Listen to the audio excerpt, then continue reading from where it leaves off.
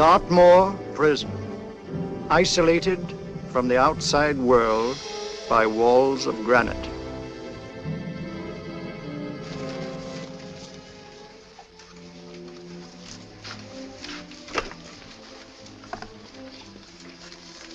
They say you could get out of here by merely telling what you know.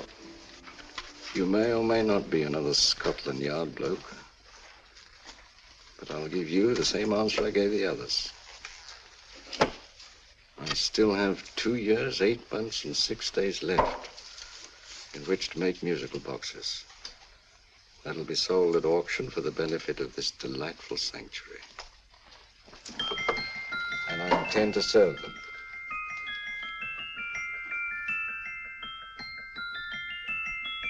Move along. And now we come to the next object on our list, or I should say objects, because there are 3 of them. Now, ladies and gentlemen, these can be bought together or separately.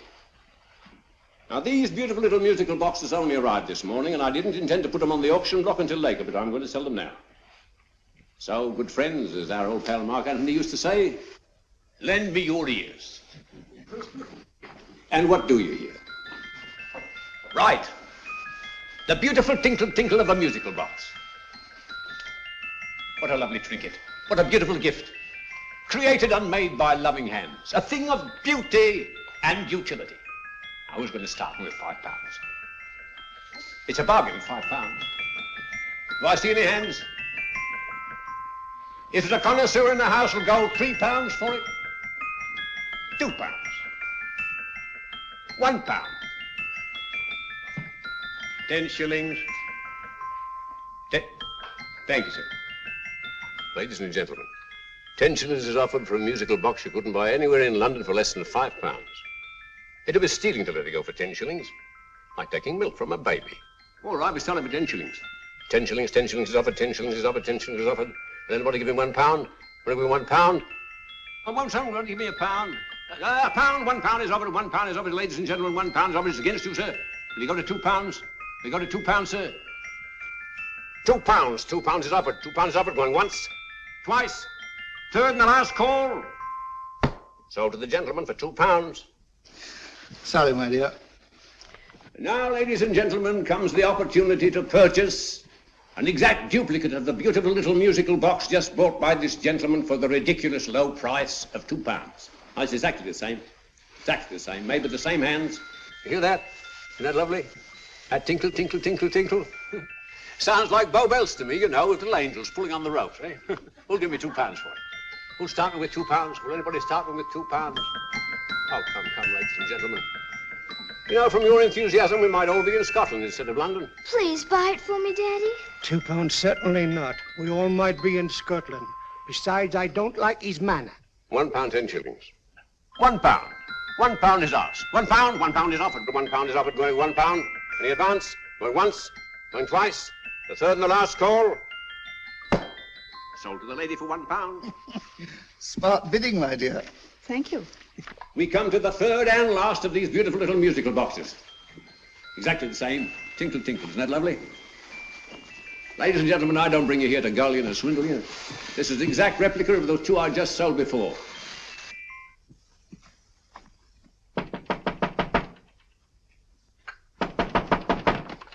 We're closed. But this is extremely important. Come in, sir, come in. I'm sorry to disturb you, but I was unfortunately delayed from arriving in time to bid on certain articles which I was rather anxious to obtain. Oh, perhaps they weren't sold, sir. We are carrying several things over. What might the articles be, sir? 3 identical musical boxes, about so large. Oh, I'm sorry, sir, but they were sold. Pity you weren't here to bid on them. They didn't bring anything like the real value. I'm most anxious to obtain them. I wonder if your records would show who the purchasers were. Oh, we don't usually give out that information, sir. For certain, shall we say, sentimental reasons, I'm most anxious to get in touch with the purchasers. I'd be willing to pay, shall we say, £5. Well, for certain sentimental reasons, sir, we'd be very happy to oblige. Alfred, today's sales. The 3 musical boxes. Musical boxes? Oh. Ah, here we are. The first purchase for £2 from Mr. Julian Emery, 52 Portman Square. Write this address down, Alfred. Yes, sir. Second didn't leave any name. Oh, how unfortunate. I think she's a dealer. You see, they don't like us to know where the things are going. On account of the profits. You say the second purchaser was a woman. Can you give me a description of her? Oh, she was a young woman, fairly tall, slender, had a light complexion and dark hair, and she was wearing A grey suit, don't you remember? That's right. She probably runs a gift shop. She paid £1. You say she comes here fairly frequently? No, I didn't say so. But she does, sir. Like as not, she'll come in on Thursday. We have sales on Mondays and Thursdays. Oh. And the third box? The third, Mr. William Kilgore, 143B Hampton Way. For 10 shillings. Quite a drop from £2. Mr. Kilgore was a Scotchman. Oh. Well, thank you. You've been most helpful. Oh, thank you, sir. And any time you're passing, dropping, we always have lovely things for sale. How kind, sir? Thank you. I'll be back Thursday.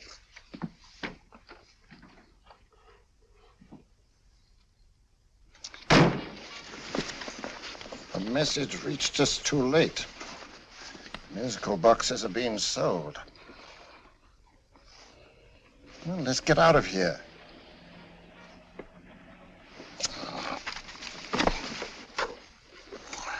Someday you'll go too far. Reaching for a star, you fool. Yet a fool may touch a star, Colonel Cavanaugh, if he but reach high enough. But not possess it as you would. The musical boxes, they're being sold. What a pity for you, my dear Colonel. Is it my fault that the message reached us only an hour ago? Is it my fault that they were sold? You can't hold me responsible for that. Hope for your sake you're right.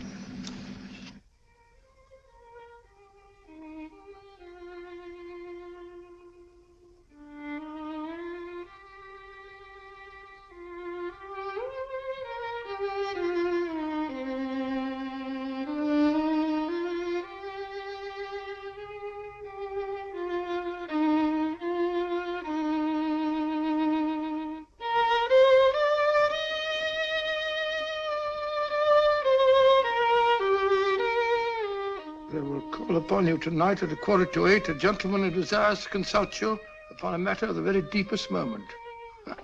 Remember that letter, Holmes? It was written over 2 years ago. An interesting case, devilishly interesting. Irene Adler. What a striking-looking woman from the brief glance I had of her. Seems only yesterday. What charm. What poise, and what a mind. Sharp enough and brilliant enough to outwit the great Sherlock Holmes himself. I take it the new issue of the Strand magazine is out, containing another of your slightly lurid tales. It is indeed. And what do you call this one? I call it A Scandal in Bohemia. Not a bad title, eh? If you must record my exploits, I do wish you'd put less emphasis on the melodramatic and more on the intellectual issues involved. More on the What do you mean by that? Well, I do hope you've given the woman a soul. She had one, you know. By the woman, I suppose you mean Irene Adler. Yes. I shall always remember her as the woman.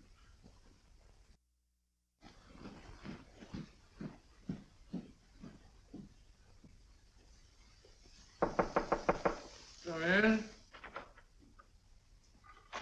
I Stinky. That's him, old boy. How are you? How are you, old boy? I haven't seen you for years. I want you to meet my old friend Sherlock Holmes. Holmes, this is Stinky. In other words, Julian Emery. How do you do, Mr. Emery? Watson has often spoken of you. Oh, has he? Yes, we were at school together. Yes, more years ago than I care to remember, but you didn't come in here just to remind me of that. No, I just happened to be in the neighborhood and saw your lights burning, so I took the liberty of looking you up. Still writing your mystery stuff? Yes, there's a new one out this week. Good, I never miss them. Oh, good, thanks. I say that bandage makes you look very interesting. Still poking your nose into other people's business as usual? Who hit you? I haven't the foggiest notion. Somebody knocked me on the head in my own living room, and then proceeded to commit the most idiotic burglary you ever heard of. Fellow must have been balmy as a coot. Balmy? Why? Come sit down, old boy. Would you You like a cup of tea? Huh? Oh, all right. I'll go and tell Mrs. Hudson about it. Yeah. Why do you say the robbery was idiotic, Mr. Emery? Oh, simply from the fact that with about £5,000 worth of musical boxes in my living room, the thief, who I caught in the act, made off with one that isn't even worth £5. I gather you're a collector of musical boxes. Yes, I am indeed. Some of them are very beautiful, but not the one that was stolen. The thief evidently grabbed the first thing that came to his hand when he heard me coming into the room. Still, it's rather odd, isn't it, that having disposed of you, he didn't pick up something more valuable. Was there anything unusual about the stolen box? No, nothing at all. No, I picked it up in the south of France, several years ago. You say you have many valuable music boxes, and yet the thief made off with one that isn't worth £5. Sounds like rather an intriguing little problem. Well, I take it that he was just an ordinary petty thief and didn't know the value. That is a possible explanation, and yet I venture to say that the average petty thief has a more extensive knowledge of the value of objets d'art than the average collector. Well, anyway, that's Scotland Yard's theory. They didn't get very excited about it. That's consistent anyway. I wonder if I might see your collection, Mr. Emery. Oh, of course you could, yes. Nothing a collector likes more than showing off his trophies. When would it suit you? No time like the present. Good. My place is just round in Portman Square. Shall we? Yes, right. Hello? Where are you going? Stinky hasn't had his tea yet. Oh, I'm sorry. We're going round to my place, where I'm going to give you something better than tea. Now, this one was made for Louis XV, and is one of the very few still in existence from that period. And a particularly fine specimen at that. Charming, isn't it? Quite. They all sound to me like a lot of mice running about on a tin roof. I'm afraid you have no ear for music, Watson. Give me a good old band playing a rousing march. You'll have all your silly little tweets.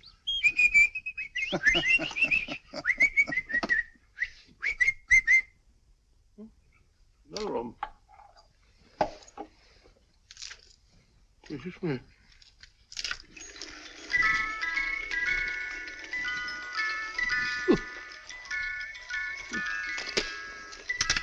Stupid thing. Singing rabbit. What would you say offhand is the value of a box like that, Mr. Emery? Well, it's hard to say offhand, but I think we'll bring about £500 or £600 today. It's the gem of my collection.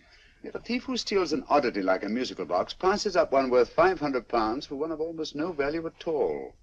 Odd. Very odd. What was the stolen box like, Mr. Emery? Oh, just a plain wooden box about so big. As a matter of fact, I have one over here almost exactly like it. I picked this up yesterday at an auction room in Knightsbridge. Paid only £2 for it. Of course, I wouldn't in the ordinary way add one like this to my collection, but the tune intrigued me. I'd never heard it before.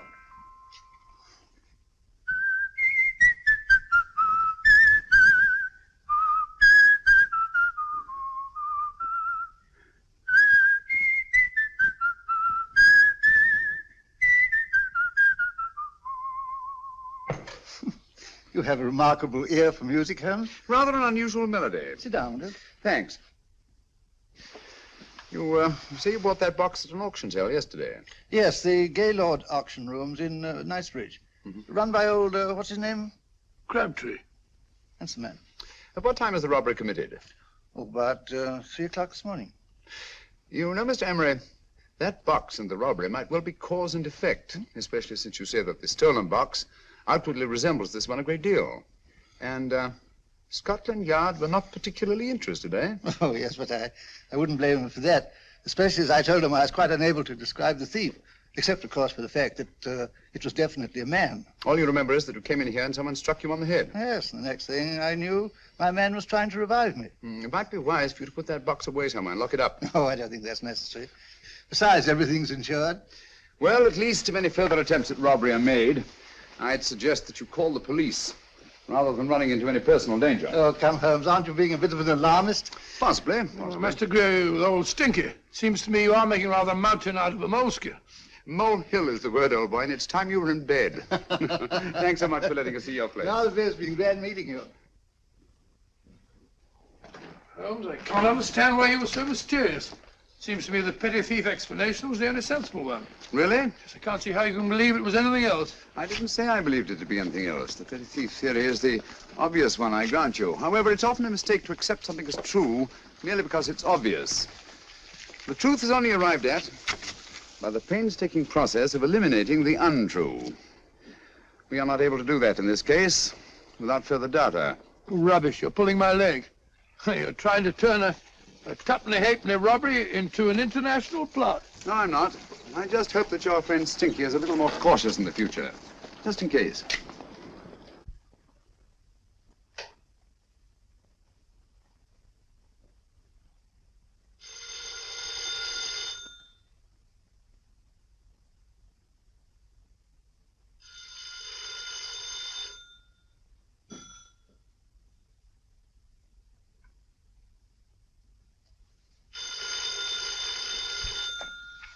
Yeah? Yeah? Julian Emery here. Who? Why, of course I remember you, Mrs. Courtney.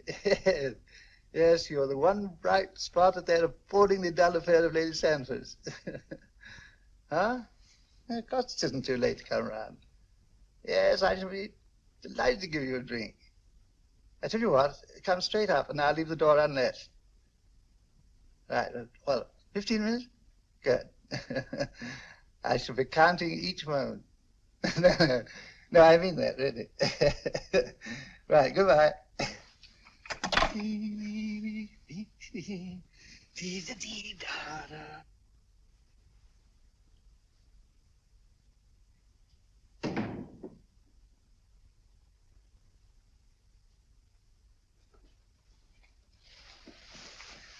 Boo!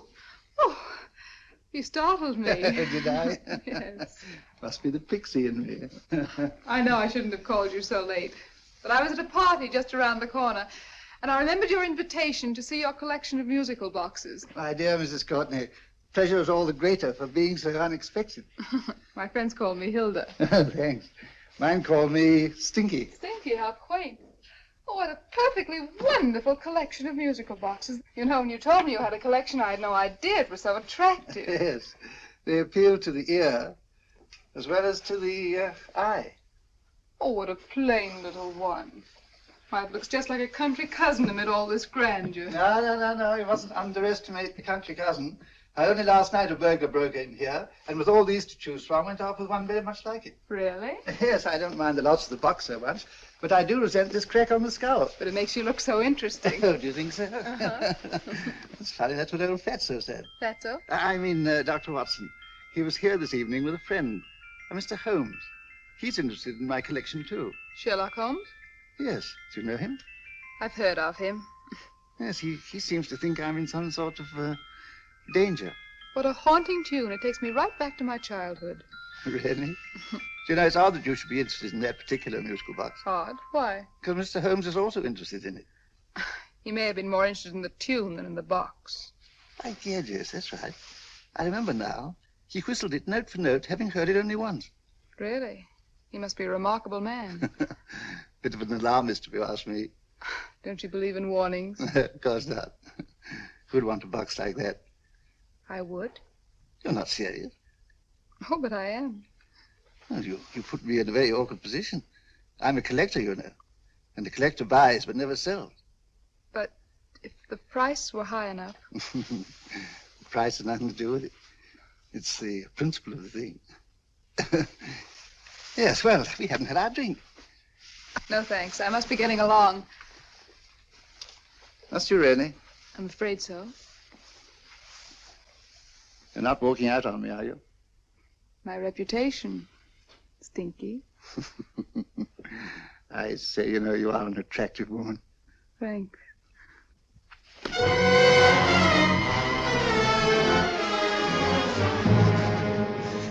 You fool. I told you to wait outside. What did you have to kill him for? All I had to do was walk out with this. He held you in his arms. Don't touch him. Don't touch anything. Now get out. I'm sorry. You're sorry. What about me? This is murder. What about Scotland Yard? What about Sherlock Holmes? Now get out!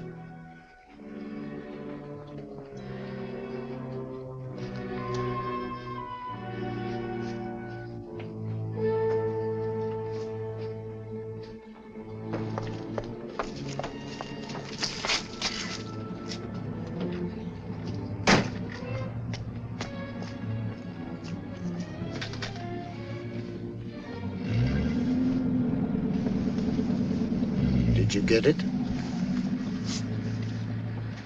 Good. Did you have any trouble with him? Just a matter of murder. Ah, Mr. Holmes. Hopkins. Thanks for coming so promptly. Inspector Lestrade suggested that I call through to you. Mr. Emery was the client of Mr. Holmes, Inspector. Indeed. You didn't mention that when I telephoned you, Mr. Holmes. Well, not exactly a client, Inspector. Sergeant Thompson? He was killed between the hours of 11 and 2 o'clock this morning, Mr. Holmes. Must have been someone he knew, someone of whom he had no suspicion. Poor old Stinky. It's all my fault. I should have prevented this. Well, it's no time to start talking about that now, Doctor. Apparently it's gone. That's the second attempt on the musical box that Emery bought at the auction sale. And this time it was successful. But that box was only worth £2. It was worth a man's life, Watson. I think we'd better pay a visit to Gaylord's auction room and that fellow Crabtree. Inspector, may I suggest that you make a complete search of this flat for a small, plain, musical box about that size? Thank you. Come on, Watson. You say the first box went to Mr. Julian Emery. The second to Mr. Kilgore, 143B Hampton Way. And the third to the unidentified young lady who presumably has a shop and lives near Golders Green. That's right, Mr. Holmes. Isn't it rather strange, Mr. Crabtree, that you should have had 3 identical musical boxes all playing the same tune? Where'd they come from? Dartmoor Prison. Dartmoor? Yeah, we get a regular shipment from there every month. The inmates manufacture them. Well, they make all kinds of things, you know, pipe racks, waste paper baskets, musical boxes. Did you happen to notice if anyone showed any particular interest during the auction in the purchasers of these 3 boxes? Oh, come now, Mr. Crabtree. This is very literally a matter of life and death. Well, since you put it that way, Mr. Holmes, there was a gentleman came in here about an hour after closing time, and he was in an awful state, he was. He gave me £5 to tell him where the boxes had gone to. He said they had a sentimental value for him, sir. Expensive sentiment. Can you describe him? He was tall, distinguished looking, and he had grey hair and a moustache. He was quite a gentleman, sir. What was his reaction when you were unable to supply him with the address of the young lady who owned the shop? I told him the young lady usually come back on Thursday. He said he'd come back on Thursday. Now, that's tomorrow. Thank you, Mr. Crabtree. You've been very helpful. Thank you. Come along, Watson. Where are we going now, Holmes? To the home of Mr. Kilgore, the man who bought the 3rd box.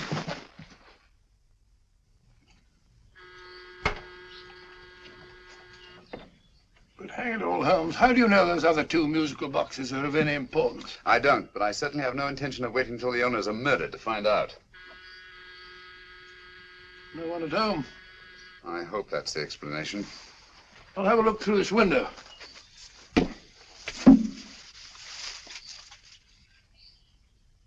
Doesn't seem to be anyone there. The whole place seems deserted as far as I can see. Yes. Mr. and Mrs. Kilgore at home? No. When do you expect them? Oh, in an hour or so. There's no use your hanging about. They don't buy nothing from peddlers. Peddlers? My good woman, this is Mr. Sherlock Holmes. Sherlock Holmes? Oh, go on. Do you mind if we come in and wait? My business is rather urgent. Well, I've got to go out and do my shopping. And I don't know as Mrs. Kilgore like any strangers nosing about. Quite all right, I assure you. Well, I've got to be off. You 2 wait in the parlour. And no smoking either. Mrs. Kilgore said it smells up the house. Funny old girl, Holmes.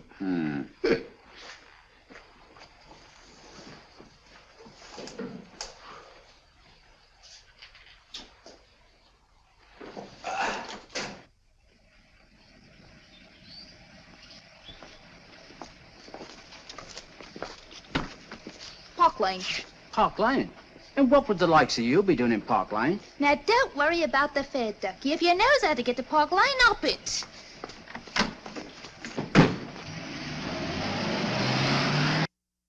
You know, Holmes, I've been thinking. There must have been something hidden in that box of old Stinky's. Stolen jewelry, possibly. What's up, Holmes? Listen. What's just the steam in the water pipes?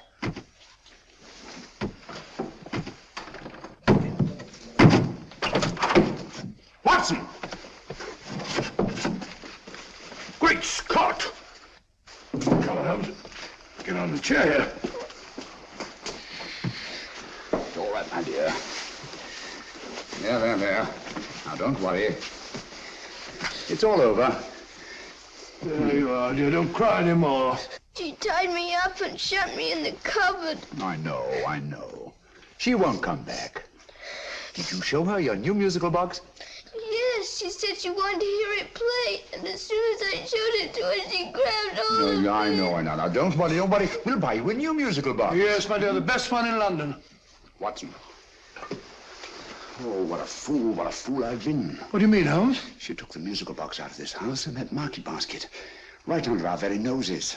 Why could the Kilgore charwoman want to take the music box? She isn't the Kilgore charwoman. She's a consummate actress. An extremely clever, unscrupulous woman who will stop at nothing. Take care of the child, will you, Wolfella, until our parents get back. Explain everything to them. Of course I will. But, Holmes, where are you going? Somewhere, somehow. I must get to the young lady who bought that third musical box before our opponents find out. I only hope that I won't be too late. Oh, no. No, darling, you mustn't cry anymore. Now, cheer up. Would you like to hear old Uncle make a noise like a duck?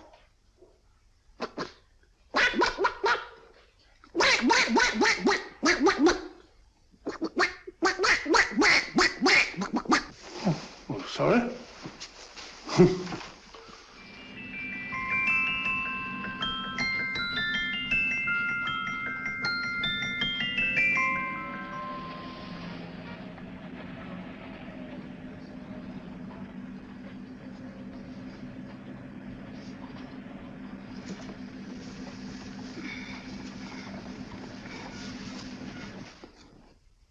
Now, ladies and gentlemen, how much am I offered for this beautiful lace Dresden china figurine? A lady of the French court. Now, this is the genuine article. What a beautiful ornament for your mantelpiece. Or you could use it as a centerpiece on the dining room table. Now, will somebody start me for £10? Will somebody start me for £10? £8? £7? All right, £5 is offered, £5 is offered, £5 is offered, £5.10, £5.15, £5.15. £6 is offered, £6, going once, going twice, the third and the last call. Have you all done? Sold to the lady from Twickenham for £6. Next, we have a real museum piece, ladies and gentlemen. A fine 19th century doll. The costume an exact replica of the holiday clothes worn by the Hungarian peasant women. Now, ladies and gentlemen, an article like this would cost you from £15 to £20 in a West End shop. I'm not going to ask you for anything like that. Who'll give me £2 for it? £2. Anybody offer me £2? £2 for the Hungarian? £2? £1. What? Anybody give me £1? Anybody offer me £1 for the doll? £1 is offered, ladies and gentlemen. £1 is offered. Now, I'm not going to waste your valuable time or mine in trying to get one half of what this beautiful doll is worth. If the young lady can steal it for £1, that's her good fortune. So it's going once, it's going twice, the third and last call. Any more? Sold to the young lady for £1. And now, ladies and gentlemen, may I draw your attention to something which may be a great surprise to you, worthy of any collection. The only other one like it is in the British Museum. It's a Ming vase of the 7th dynasty. This vase lay in a large collection somewhere outside Rome for over 2 centuries, I understand. It was discovered there by the noted antiquarian Sir Andrew Coppleston. Now, some of you may remember Sir Andrew Coppleston. Besides being a noted traveller and antiquarian, he's also a gentleman rider.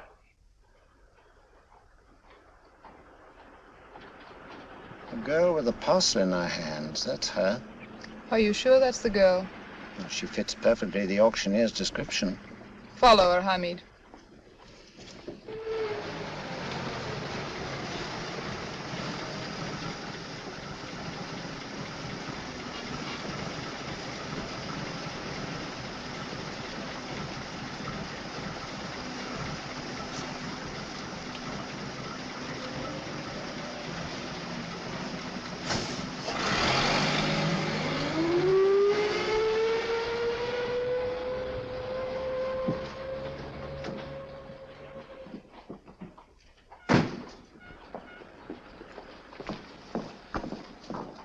It's lovely, dear. And only £1.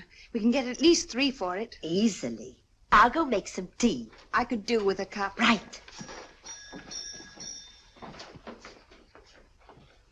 Good afternoon. Good afternoon. I'm looking for a birthday gift for a 7-year-old girl. What would you suggest? We have some lovely dolls. Now, this Hungarian I think peasant... she has enough dolls already. Books are always welcome. Well, I'm looking for something a little different. Well, that's rather cute. What is it? Well, that's a musical box. Children always love them. And this is an exceptionally nice one. It plays many tunes.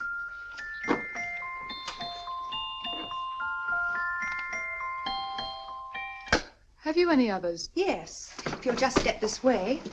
I have only 2 left.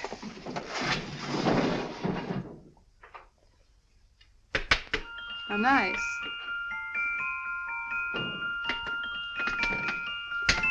Are you sure this is all you have? I'm sorry. They're rather hard to find, you know. That's our entire allotment. I did have one other, but I sold it earlier this afternoon. But it was only a plain wooden one. It wouldn't have been a very nice gift for a child. Really? Do you happen to know who the purchaser was? Why, yes. He left his card, just in case anyone should inquire for him.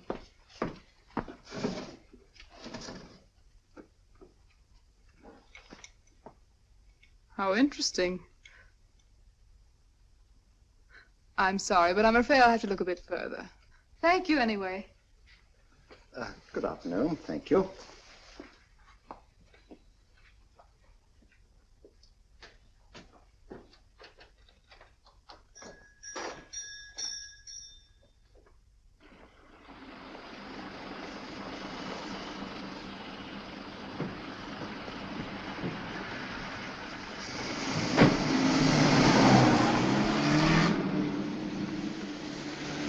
Heavy!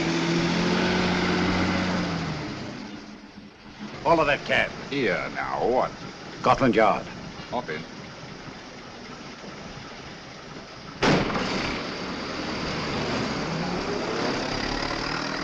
Sherlock Holmes. I might have known. We thought we were the hunters, instead of which we're the hunted. We've been fools. We played right into his hands. Of course. He's had us followed. Don't look. The man in front of the toy shop. Hamid. Turn sharp right at the next corner and again at the next.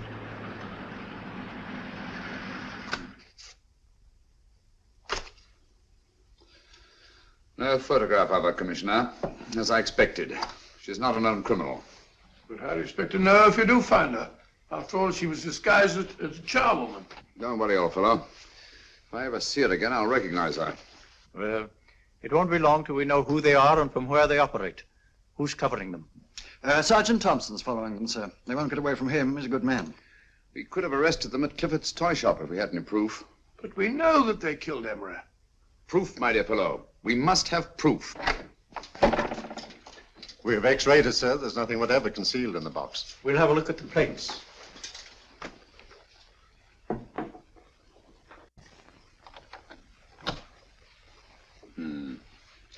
There must be some clue. And it's probably so obvious that we've all overlooked it. Seems to me we're up against a bunch of lunatics. Not lunatics, my dear fellow. Extremely astute, cold-blooded murderers. What can these little musical boxes have in them that's so important? Don't forget they were made in Dartmoor prison. You can smuggle stuff into prison, but not out. Do you want us to break the box apart, sir, to see if there's anything the x-ray hasn't caught? No, not yet. Do you mind if I take it? Certainly. Thanks.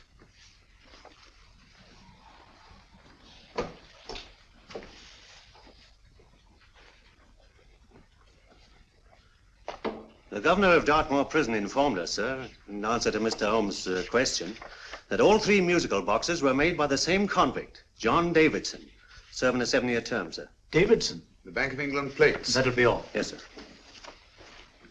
Now we're getting somewhere. Wait a minute. How did you know about the plates, Mr. Holmes?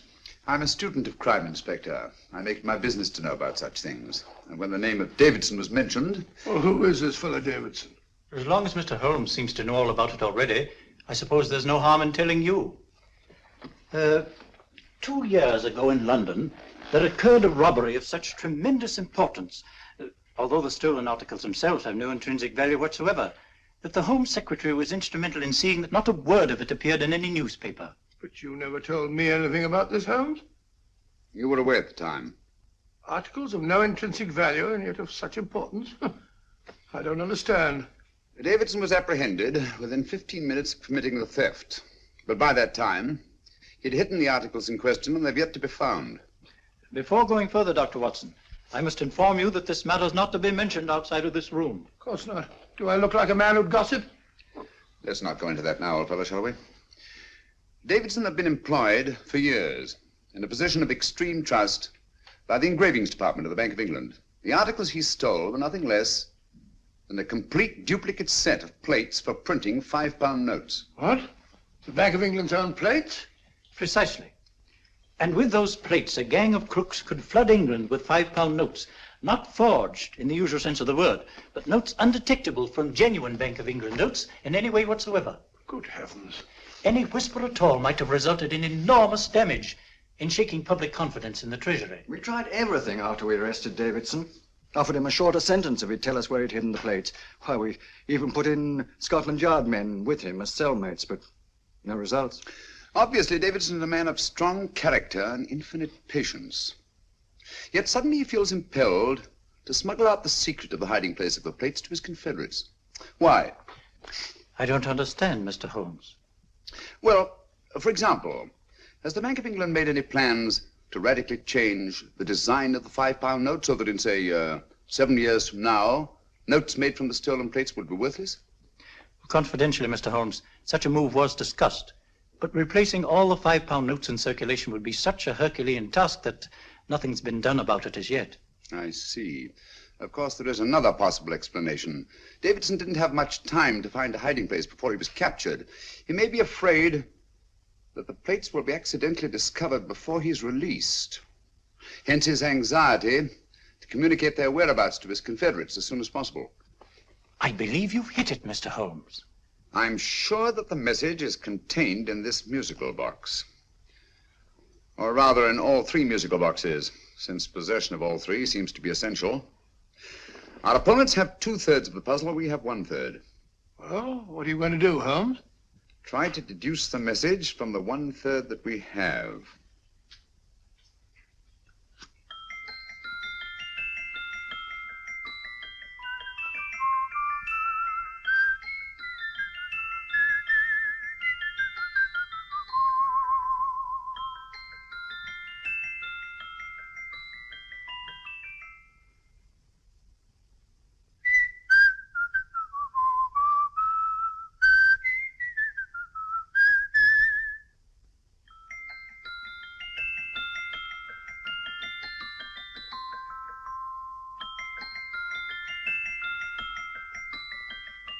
It's the same tune as the one played by Emery's musical box. And yet it's different. Sounds the same to me. The tune. Somehow the tune is the key to the mystery. It must be the tune. Otherwise, why use 3 musical boxes to convey the message? Why not collar boxes or shoe boxes? Yes? Oh. It's for you, Inspector. Oh, thank you, sir. Inspector Hopkins speaking. What? Where? Golders Green Station reports they've just found Sergeant Thompson's body. From the tire marks on his clothes, he was apparently run over by a taxi. What an unfortunate accident. Not an accident, my dear fellow. I'm afraid it's murder. You never know just who you're going to meet when you're walking down a busy London street. Mrs. Hawkins, Mrs. Brown, any subject of the crowd. Oh, you never know just who you're going to meet. So you better hold your topper in your hand, just in case you meet a lady on the Strand. Girls will think you're kind of sweet, and your day will be complete. Oh, you never know just who you're going to meet. Now a gentleman is judged by his appearance. Yes, a gentleman is judged by how he talks. Now he's much better off when he's acting like a toff, especially if he's taking him a walk. What on earth is this outlandish place? A rendezvous for actors. Actors? Buskers, old boy. You've seen them 1,000 times. Actors who entertain the queues, waiting outside theaters. Who you're going to meet when you're walking down a busy London street. So you better wear your best, velvet pies to look your best, 'cause you never know just who you're going to meet. So you better keep your manners right in view, just in case a lady gives a how'd you do. Keep your trousers in a pleat, shine your shoes and keep them neat, 'cause you never know just who you're going to meet. Blimey. Mr. Holmes. How are you, Joe? Never met him. And yourself? Fine, thank you. I want you to meet a friend of mine, Dr. Watson, Joe Sisto. Oh, well, any friend of Mr. Holmes is a friend of mine. Hi, Joe. He did me a good turn once that I'll never forget. Yes, I cleared Joe of a most unpleasant charge. Murder, no less. Oh, really?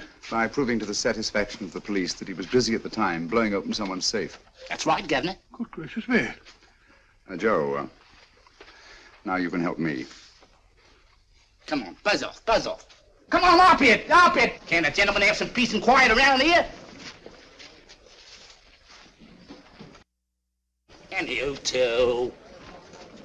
There you are, Mr. Holmes. Now we can have some peace and quiet around here. Thank you, Joe. There's £5 in this for you.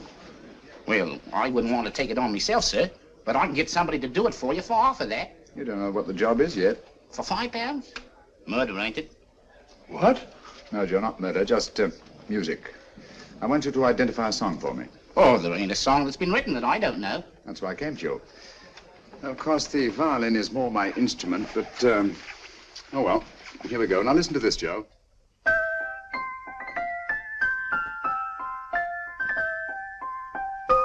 Wait a minute.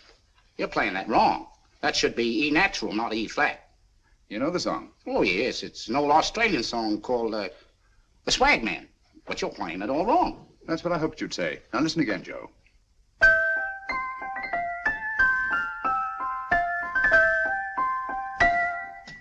That's the same tune, all right. But you're making different mistakes than you did the first time. No, not mistakes, Joe. Call them variations. Here, play the song for me, will you, the way it's written.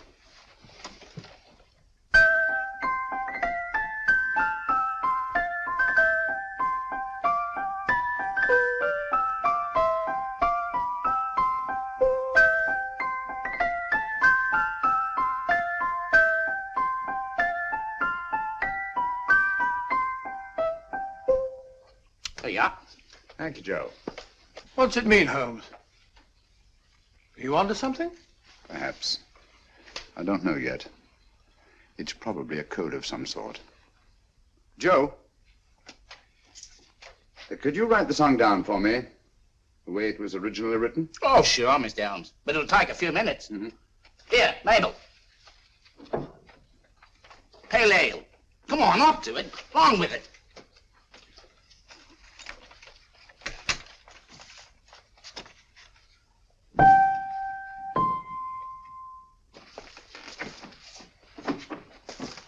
Well, obviously it isn't the lyrics. No combination of those words made any sense at all. The variations in the way Emery's musical box played the tune are different from the variations in the one we have. You sure? Quite.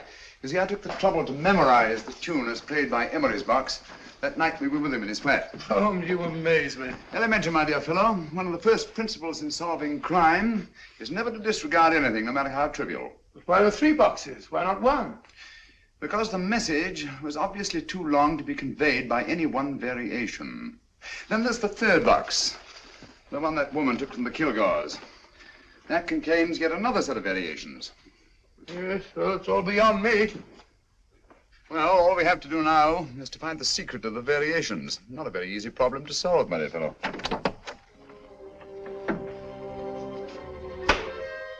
Hello. What's up? We've had company.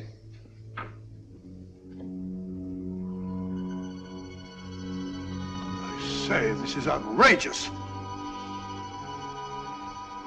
Ask Mrs. Hudson to come in here, will you? Right.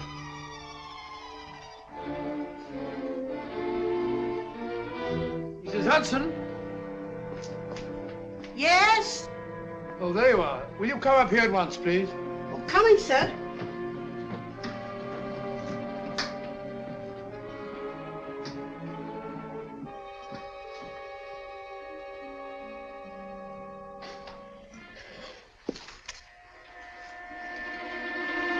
Mercy me, Mr. Holmes.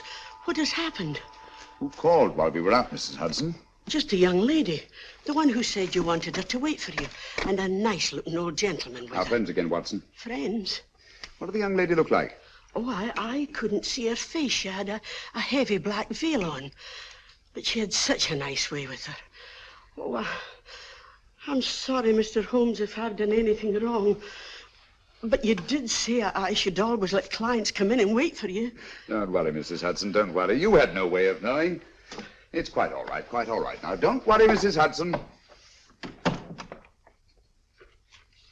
Don't worry. Well, where on earth's the musical box? They didn't get it. Didn't get it? Where is it?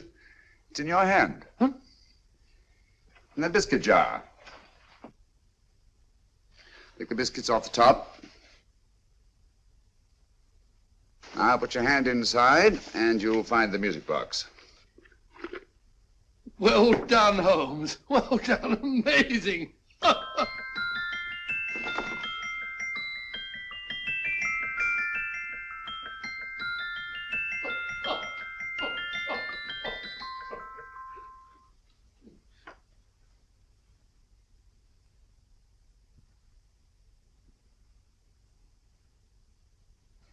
Whew. Nice fresh smell. Like a pub after closing time.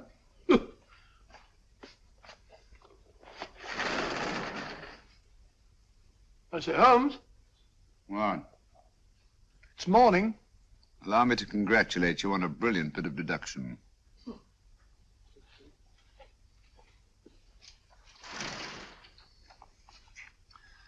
It's not a transposition, not a polygraph transposition, not a trigraph, nor any known form of decoding.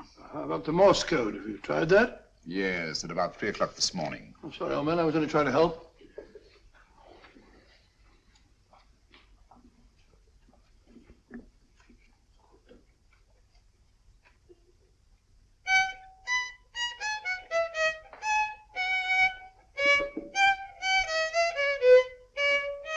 Oh, do me a favor. Not again. Must have heard that thing 1,000 times. Kept me awake all night.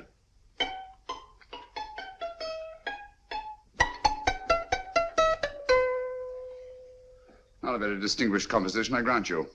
You know perfectly well I don't know one tune from the other. When I was a kid, my people tried to have me taught the piano. I've always felt sorry for that old teacher of mine. The poor old girl finally reached the point of numbering the keys for me. 1, 2, 3, 4. Even then, I never progressed beyond it. Numbering the keys, Watson. The 19th key of the keyboard is the 19th letter of the alphabet. S. Here. Write this down when I give it to you, old fellow, will you? The first altered note. Write S first. Now, the 8th key is H. The 5th key, E. The 12th key, L. The 6th key, F. S-H-E-L-F. Shelf. Your piano lessons were not in vain, old fellow. You've solved it. Thank you. Thanks, old bean. Hold it. We now have 2/3 of a message. Behind books, third shelf, secretary, Dr. S. Presumably, these are the first and second portions of the message. And this gang has the first and third parts of it. Precisely. Then it's a stalemate? Yes, Commissioner, but we can't leave it like that.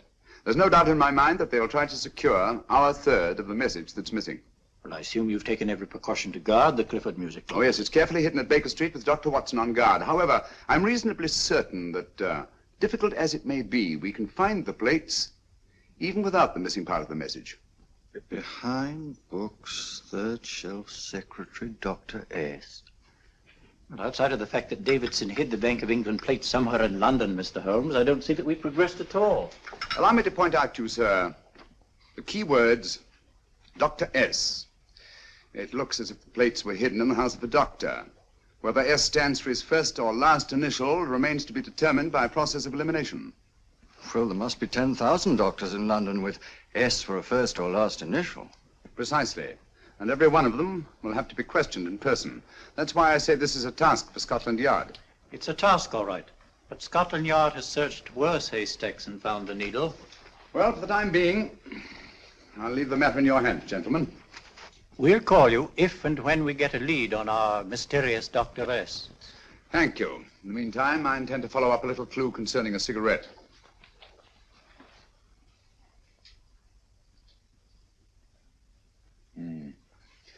You're certain of the identification of the tobacco? Absolutely. I have made up this special blend for only 3 customers.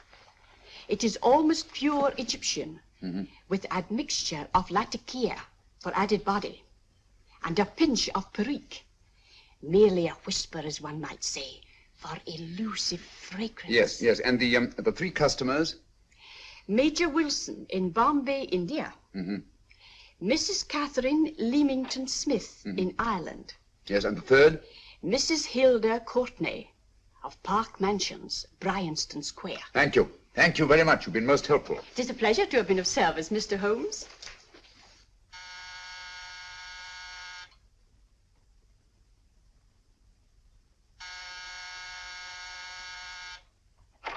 Yes?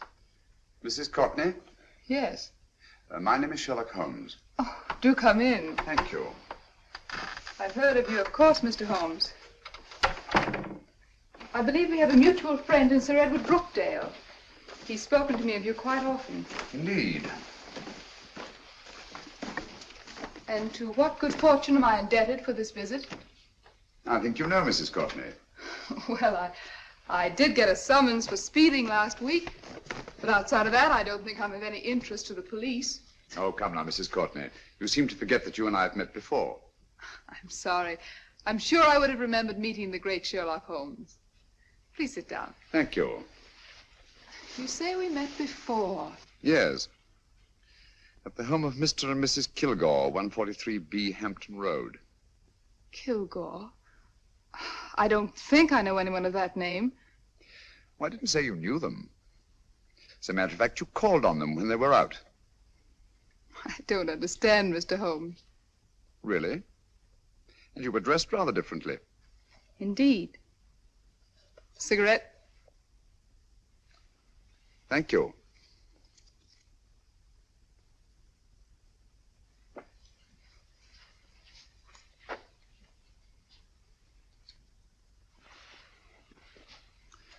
Thank you.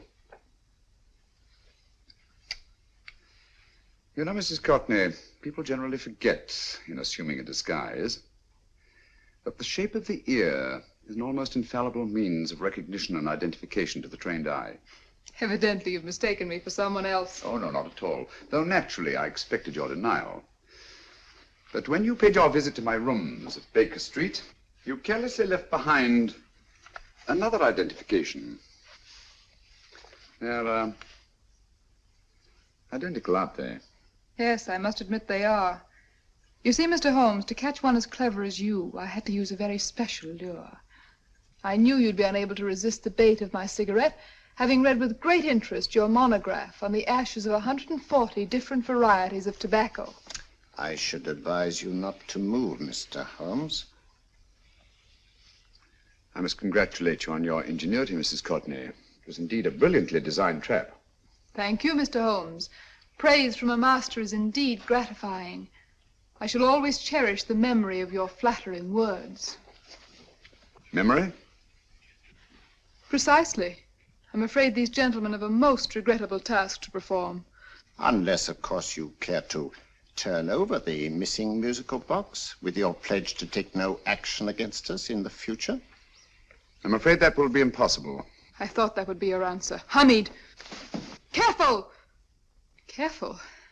There's no need to be unnecessarily rough with our distinguished guest. You realize, Mr. Holmes, that your demise will not take place here. The corpus delicti, you know. Well, naturally.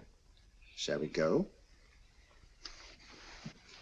It's so fearfully awkward having a dead body lying about. Don't you agree, Mr. Holmes? Another dead body shouldn't weigh too heavily on your conscience, Mrs. Courtney.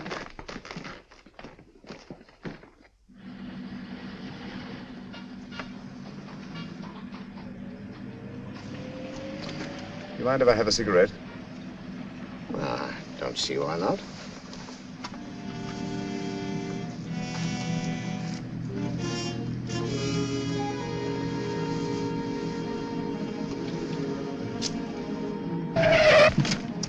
Be careful, Hamid. It's the brakes, they bind. Thank you, Colonel Kavanagh. It's very considerate of you.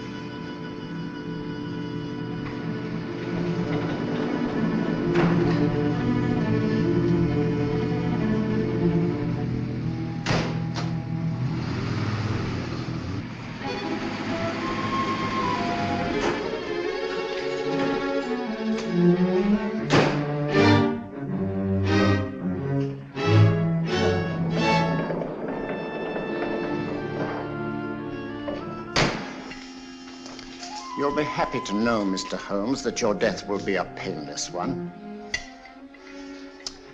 Hamid, attach this to the motor of the taxi. That little attachment, my dear Mr. Holmes, contains the deadly fluid known as monosulfide. The Germans use it with gratifying results in removing their undesirables.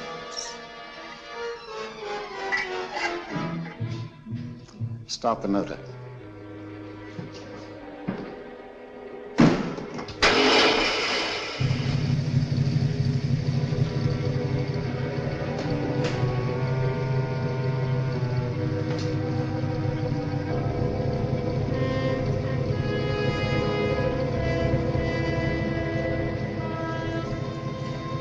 Tape his mouth.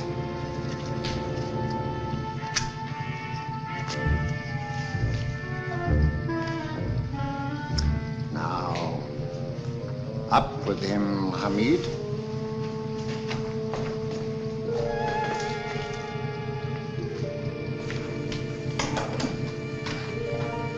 You find yourself like Muhammad's coffin, Mr. Holmes, suspended between heaven and earth. Plenty of fuel in the tank? Good. It would be too bad to have anything go wrong through so simple an oversight.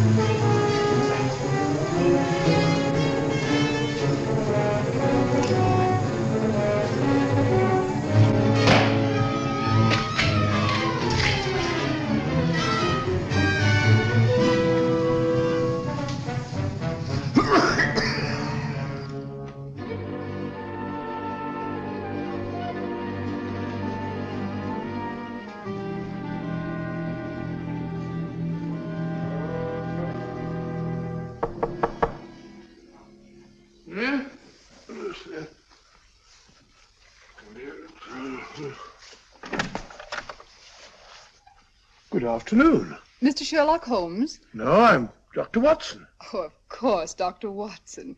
How stupid of me. Oh, so stupid of me. Won't you come in? Well, I really came to see Mr. Holmes. Oh, I'm afraid he's out. I don't know when he'll be back. Perhaps there's something I can do. Won't you sit down? Thank you. You know, Sherlock Holmes and I have been engaged on a great many cases. Oh, really? Yes, indeed. As a matter of fact, this very moment, we're involved in one of the most baffling... Oh, well, won't you tell me your trouble? I may be able to help you. That's very kind of you, Dr. Watson. Perhaps if I wouldn't be imposing too much. Imposing? Oh, there's no imposition. No imposition at all. A pleasure, I assure you. Now, tell me all about it, Miss Williams. Mrs. Williams. I live in Surrey, Dr. Watson, and I've come up to London in sheer desperation. My only sister has disappeared, and the local police seem utterly unable to find her. Well, Holmes and I solved a case exactly like that once. Very interesting as far as I remember. I call it the adventure of the solitary cyclist. Oh, sorry. Now I come to think of it, it wasn't so very similar. Entirely different. I don't think what I was saying. Where were we? She's only 17, Dr. Watson, and until she disappeared last Thursday, she seemed to be in the best of spirits. Possibly a romantic entanglement? Oh, no, nothing of the sort. She left no note, didn't even pack a bag, no explanation. She just started to walk to the village from our house in broad daylight and simply vanished from the face of the earth. Oh, there. Might I have a glass of water? Glass of water. Have one in 1 minute.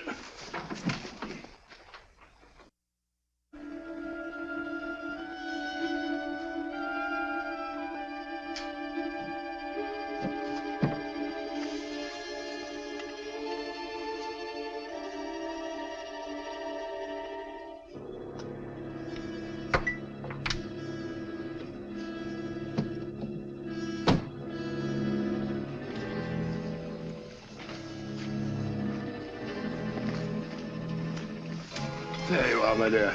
Thank you, Dr. Watson. No, you're not to cry anymore. You must pull yourself together. Oh, I feel much better already knowing that you're going to help me. Oh, Dr. Watson, look! Good heavens! Get through the fire brigade, quickly! Haven't you a fire extinguisher? By George, we have in the kitchen.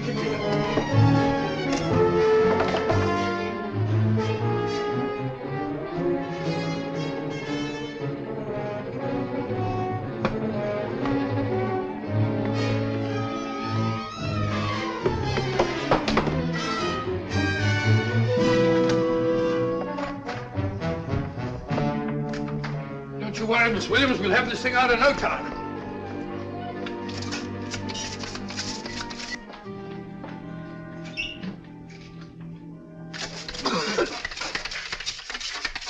That's got it. Get some air. Well, you see, there was no need for the fire brigade after all. I hope you weren't too frightened, Miss Williams. Oh, gone. That's the trouble with women. They always lose their heads in an emergency. Well.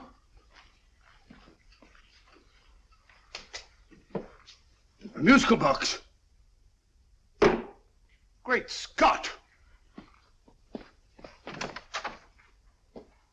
Miss Williams!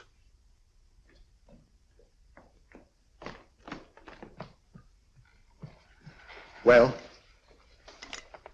Good. And Holmes? By now, Mr. Holmes has no doubt exchanged his violin for a harp. Always assuming that heaven is his destination. And now that we have the missing musical box.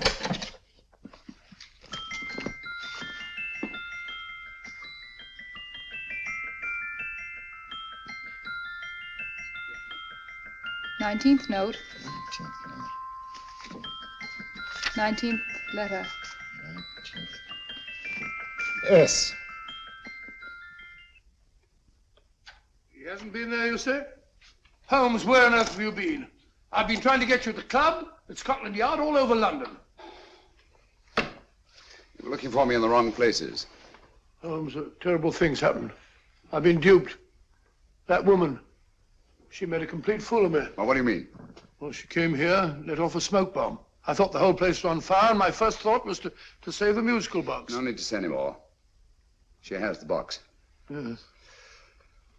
Don't blame yourself too much, old fellow. She's an extremely clever antagonist. Smoke bomb, you said? Well, you can console yourself with the thought that your charming friend is at least a reader of yours. What do you mean? If I remember correctly, you wrote about my little experiment with smoke and the cry of fire in a story you entitled A Scandal in Bohemia, which has just appeared in the Strand magazine. All right, old boy. Don't rub it in. Well, it may cheer you up to know that you made a fool of me, too. That cigarette stub was planted here for one express purpose. You're going to bandaging around this place. Bandaging? What's the matter, Holmes? You hurt? Explanations will have to wait until later. At the moment, we're faced with a problem which I fear is insurmountable. Come over here, old boy, will you? Right. Our opponents are in possession of all three parts of the code. And here are we, while the Bank of England plates pass into their possession. Cheer up, old fellow, cheer up. As Dr. Samuel Johnson once said, there's no problem the mind of man can set that the mind of man cannot solve. What's that, old fellow? I was just quoting Dr. Samuel Johnson. He said there is Thank you, Watson. Thank you. Leaving the front reception room, we come into the main hall, where Dr. Johnson was in the habit of passing through to have his meager meals in the dining room opposite, in company with his friend and biographer, James Boswell. We will now pass up the stairway, which remains in its natural wood finish, just as it was when the good doctor was here.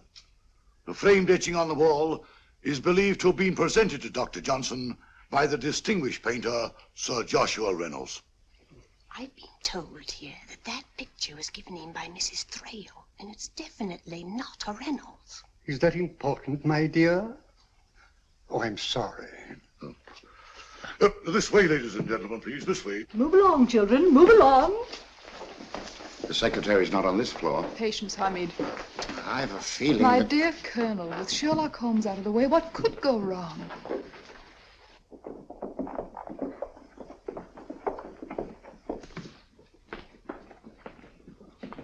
And here we have the Garrett Library, in which Dr. Johnson wrote his famous dictionary, and in which you will see also many of the great man's books and other items of interest.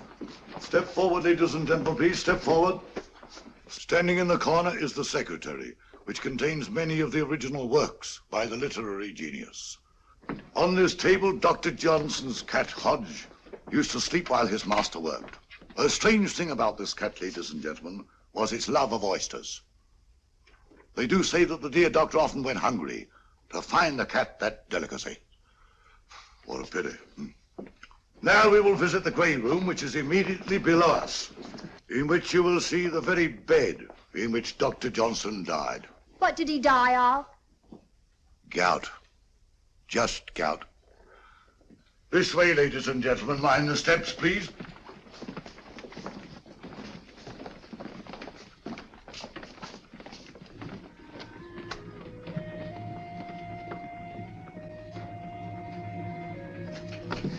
Your keys.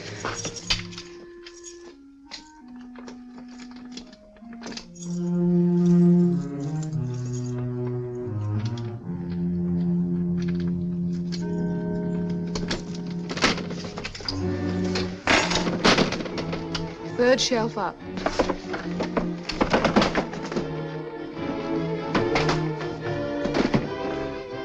The knife.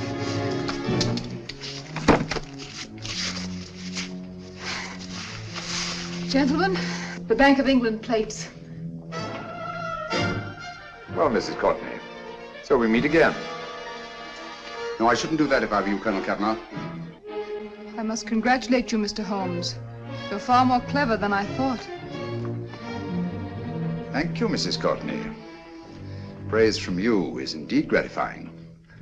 I shall always cherish the memory of your flattering words. Memory? Oh, thank you. And now I have a most regrettable task to perform.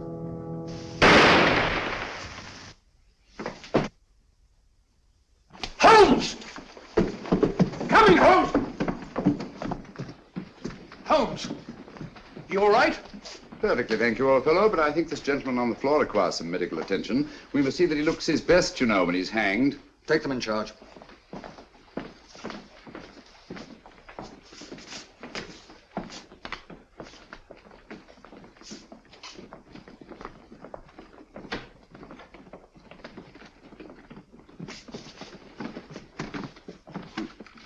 A brilliant antagonist. It's a pity her talents were so misdirected. Will you see that these plates are returned to the Bank of England, Inspector? I still don't understand how you solved it, Mr. Holmes. It's entirely due to Dr. Watson. He gave me the clue when he mentioned Dr. Samuel Johnson. Well, congratulations, Doctor. Oh, thank you, Inspector. I don't think I'd have done it entirely without Mr. Holmes's help, you know.